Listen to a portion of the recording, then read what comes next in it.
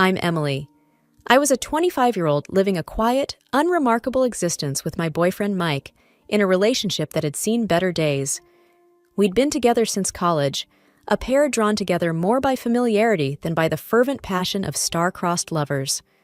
Our arguments were frequent, often about Mike's disinterest in planning for the future or his latest gaming marathon that would last well into the early hours, leaving me to sleep alone. We were two people dancing around the inevitable conversation of, "Where's this going?" without ever actually taking the floor. It's not that we didn't care for each other. It's just that somewhere along the line, we stopped trying to make it work. My parents, Sue and George, were the antithesis of us.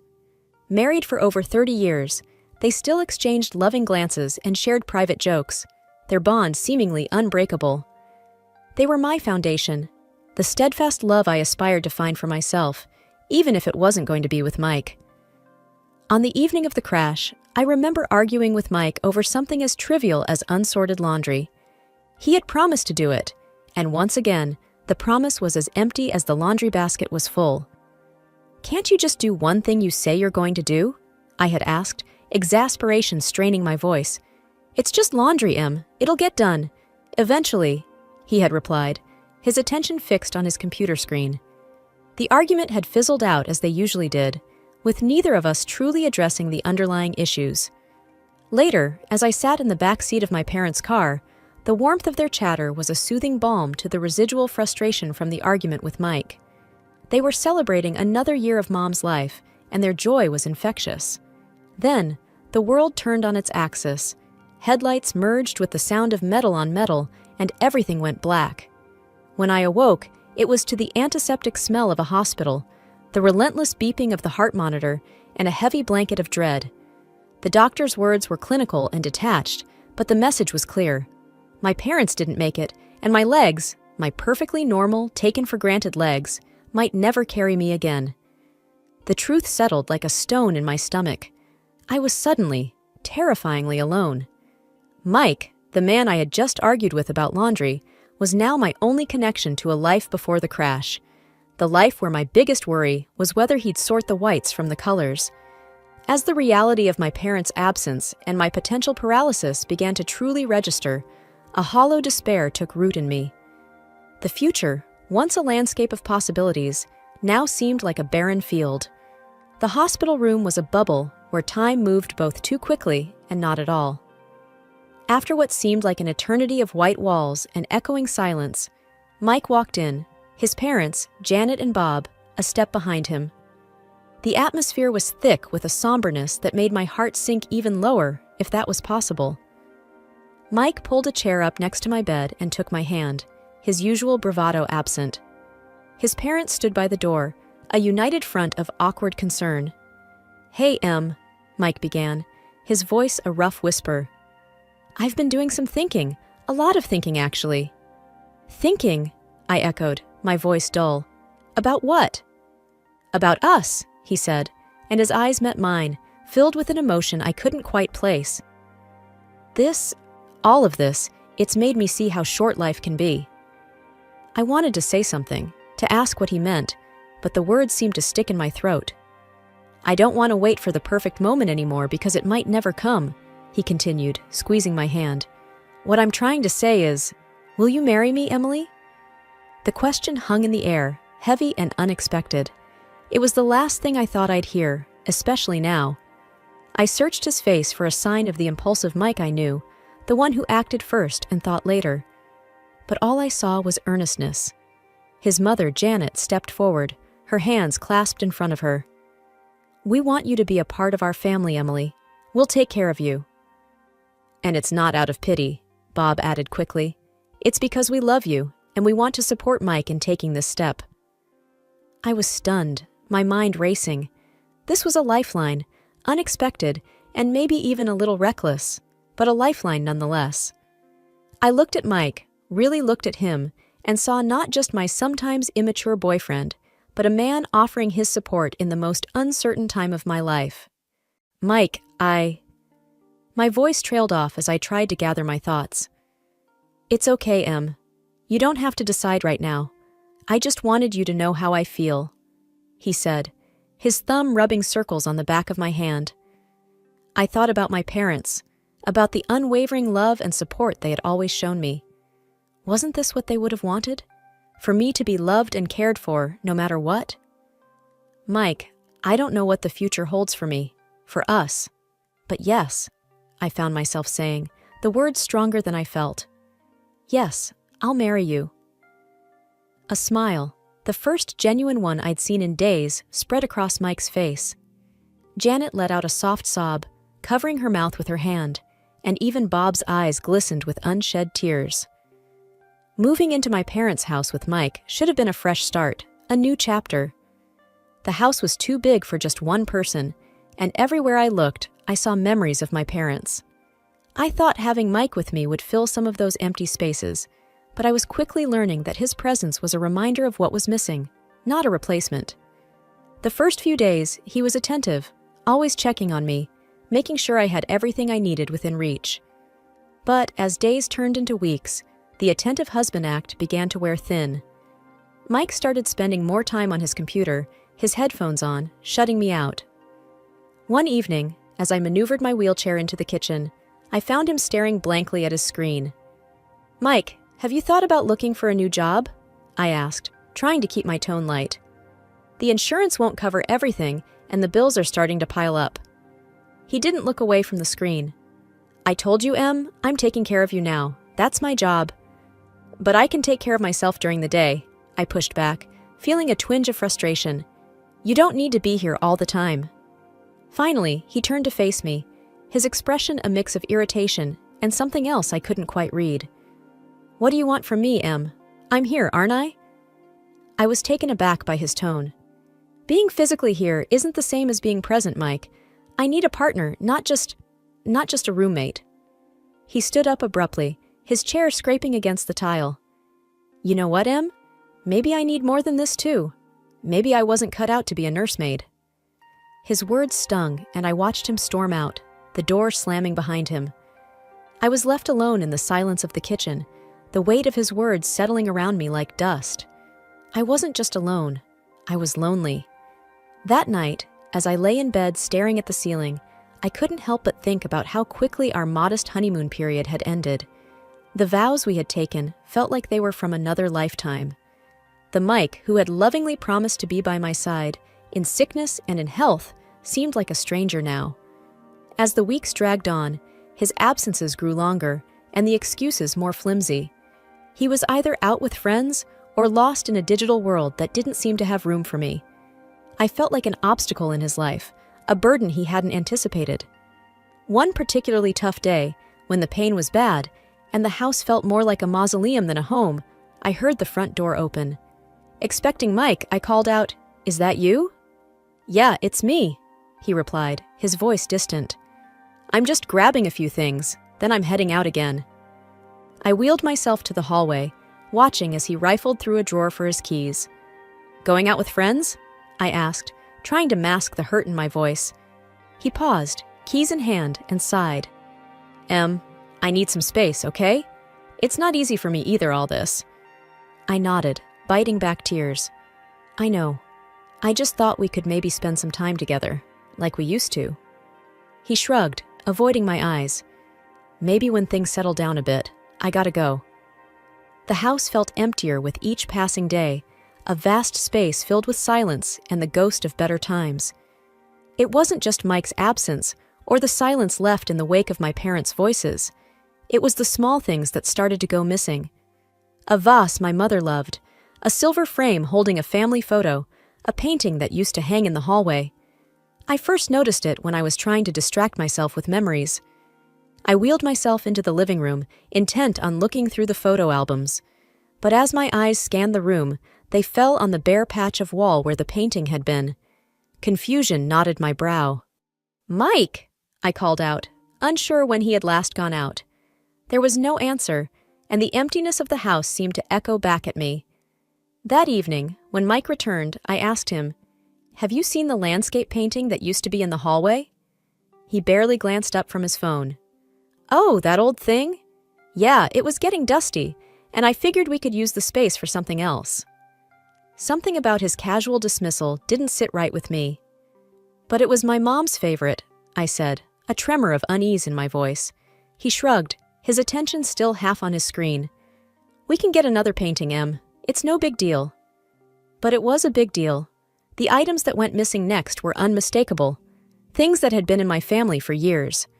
One afternoon, I caught Janet, Mike's mom, in the act. She was bustling around the living room with a big black garbage bag. "Janet, what are you doing?" I asked, my voice sharp with alarm. She jumped, a guilty flush creeping up her neck. "Oh, just some spring cleaning, dear. This place is cluttered with so many old things."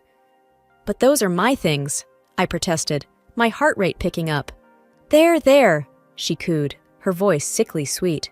"We're just making things nicer for you. You'll thank us later." I watched her like a hawk every time she visited after that, but the thefts became sneakier, more calculated. And every time I brought it up, I was met with reassurances that it was all in my best interest. One night, lying in bed, I turned to Mike, who was scrolling through his phone, as had become his nighttime ritual. "Mike, your parents have been taking things from the house. My things." He didn't look up. "Mom's just trying to help. You know she's got a knack for this stuff." "Help?" I echoed, disbelief coloring my tone. "By taking my parents' belongings?" He sighed, finally setting his phone down and turning to face me. "Look, Em, they think we should be looking forward, not backward. They're just trying to take some of the load off you." I wanted to scream, to rage against the violation, the disrespect. But I was tired of fighting, tired of questioning my own sanity. "This isn't what I want," I whispered, the fight draining out of me. Mike reached over and patted my hand, a gesture that felt more patronizing than comforting. "Try to get some sleep, Em. Things will look better in the morning." I couldn't take it anymore and confided in Anna, my closest friend, who was also a massage therapist. She had been helping with my rehabilitation, her visits a rare source of relief. "Anna, things are going missing around the house," I confided as she worked on my stiff muscles. "And I can't shake the feeling that Mike and his parents are behind it." Anna paused, her hands stilling on my shoulders. "Have you talked to Mike about this?" "I have, but he just brushes it off. Says his parents are helping us by decluttering." I let out a hollow laugh. "But it's only my family's things that are disappearing." Anna's brows furrowed in concern. "That doesn't sound right, Em. Do you want me to do something? Maybe come by more often? Keep an eye out?" The idea sparked something in me, a plan forming from the embers of my frustration. "Could you, I don't know, maybe help me set up some sort of camera or something to record what's going on when I'm not in the room?" With a nod of determination, Anna agreed. "I'll bring something over tomorrow. We'll get to the bottom of this." True to her word, Anna came back the next day with some discreet recording devices, which she placed in strategic locations around the house. It felt like something out of a spy movie, and if I wasn't so desperate for the truth, I might have laughed at the absurdity of it all. A few days later, Anna returned with the recordings, and we sat down to listen. The voices of Mike and his parents filled the room, and the blood in my veins turned to ice as their scheme unfolded through their casual conversation. "And once we get her committed, the house and everything in it will be ours," Mike's voice said, clear and cold. "Yeah, the place will sell for a fortune, and all those antiques? Pure profit," his mother added, her tone greedy. "We just need to make sure Emily doesn't catch on before we have everything in place," his father chimed in. Tears streamed down my face as I listened to their betrayal. These people, who had promised to care for me, to be my family, were plotting against me. Anna reached over, her hand gripping mine tightly. "We have to do something, Em," she said, her voice laced with anger. I wiped my eyes, the sorrow quickly giving way to a steely resolve. "We will. I'm not going to let them get away with this." The morning after listening to the recordings, I tried to act normal, but every word they said, every smile they gave, felt like a lie. It was during breakfast when I noticed something was off. The usual noise of the city that drifted in through the open window was absent. I wheeled myself over to see what was happening, only to find that the ramps that allowed me access to the garden were gone. "Mike!" I called out, my voice laced with panic. "Where are the ramps?" He came into the room, feigning ignorance. The ramps? Oh, they were looking a bit worn. Thought they needed fixing. I stared at him, the man I thought I knew. And you didn't think to tell me? How am I supposed to get around? His gaze was evasive as he shrugged. I just thought you'd be safer inside for now. You know, until we get new ones. The room felt like it was spinning, and it wasn't from my injury. Safer? Or trapped? The words slipped out before I could stop them. He didn't respond, just turned and walked away, leaving me stewing in a mix of anger and helplessness. Later, when I asked Janet about it, she was syrupy sweet with false concern. We're just looking out for you, dear. We wouldn't want you to have an accident, she said, touching my shoulder with feigned tenderness. I pulled away from her touch, feeling the sting of their deceit. I didn't realize needing ramps qualified as a hazard, I replied, my voice steady though my insides were shaking. Janet's eyes hardened for a moment before she regained her composure. We're just trying to help, Emily. It's for the best. That night, as I lay in bed, the darkness felt oppressive. Mike was out again, probably drowning his guilt in cheap beer and cheaper thrills. I reached for my phone, the screen a small beacon in the dark, and dialed the number Anna had given me for emergencies. Anna, I whispered when she picked up. They've removed the ramps. I'm literally trapped in my own home. Her voice was firm, a lifeline in the tumultuous sea I was drowning in. Hang tight, Em. I'm going to make some calls. We're going to sort this out. Next day, I was in the kitchen when I heard the doorbell. My heart pounded as I maneuvered towards the entrance. It was Anna, flanked by a man and woman wearing crisp suits and stern expressions. They were from a local disability rights organization, here to assess my living situation. Beside them was my lawyer, Mr. Hammond, clutching a leather briefcase. Emily, we're here to make things right, Anna said, her determination matching the resolve in my chest. Mr. Hammond stepped forward. We need to establish the facts first, Emily. I'll need to see the house, check against the inventory of your parents' belongings. As we moved through the house, the representatives from the service took notes, their disapproval clear at the missing ramps and the blatant disregard for my welfare. Mike walked in during the commotion, surprise etching his face. Em, what's going on? Who are these people? I looked at him, really looked at him, allowing the full weight of my gaze to settle on his shoulders. I'm taking back control, Mike. This is my lawyer, and these are advocates for people with disabilities. They're here to ensure my home is safe and that my rights are respected. Janet and Bob entered the fray, confusion turning to fear as they realized the seriousness of the situation. Emily, darling, what is this about? Janet's voice trembled. It's about my rights, my home, and the truth, I said, my voice steady despite the storm raging inside me. Mr. Hammond is here to confirm the inventory of my inheritance. Mr. Hammond opened his briefcase, pulling out documents and photographs. We have detailed records of all items bequeathed to Mrs. Harper. It seems several are missing. Bob's face paled. Now, Emily, I'm sure this is all just a misunderstanding. There's no misunderstanding, I replied, the recordings Anna had provided playing in my head. And I have more than just missing items to discuss. Mike's parents looked at each other, the facade of the caring in-laws crumbling before my eyes. Mike stood there, silent, the reality of the situation dawning on him. Anna moved closer to me.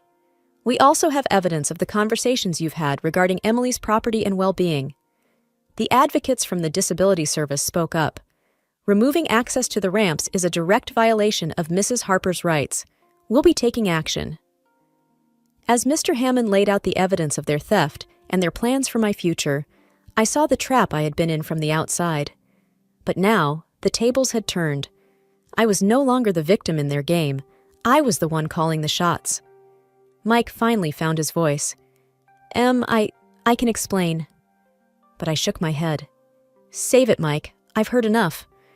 Janet started to cry, and Bob put an arm around her, but there was no comfort to be found in their deceit. The day of the trial was a culmination of everything I had endured. The courtroom was stark, the air thick with tension. Mike and his parents were on one side, looking nothing like the family that had once promised to care for me. I was on the other, with Anna beside me and Mr. Hammond at the ready, with his briefcase of evidence. As the proceedings began, the judge looked down at us from his bench, his gaze lingering on me for a moment. "We are here to examine the evidence regarding the allegations of theft and the premeditated exploitation of Emily Harper," he said. Mr. Hammond presented the recordings, the inventory discrepancies, and testimonies from the disability advocates. The evidence was damning, and Mike's family could do little but squirm under the weight of their own deceit. Janet sobbed quietly, her sobs a soundtrack to the unraveling of their scheme. "We never meant for things to go this far," she whispered, when it was her turn to speak. The judge's voice was firm as he addressed them. "You took advantage of a vulnerable person. There's no excuse for your actions." Mike stood, his voice barely audible. "I'm sorry, Em. I never wanted to hurt you." I looked at him, the history we shared playing out in a flash before my eyes. "Sorry isn't enough, Mike. You chose this path." The gavel came down like the final word on the life I had once known. Mike and his parents were found guilty. Reparations were ordered, and they were to have no further contact with me. With the help of Anna and a dedicated team, I started physical therapy. Each small movement was a victory, each step a testament to my resilience. My legs, once lifeless, began to tingle with new strength. One day, as I managed to stand with the help of parallel bars, Anna cheered me on. "Look at you, Em, you're doing it!" The smile on my face was mirrored in her own. "I am, aren't I?" The joy bubbled up from a place I thought had been broken beyond repair. And so I moved forward, one day at a time. The house, once a mausoleum of my past life, was slowly transformed back into a home, a sanctuary where I healed and grew stronger.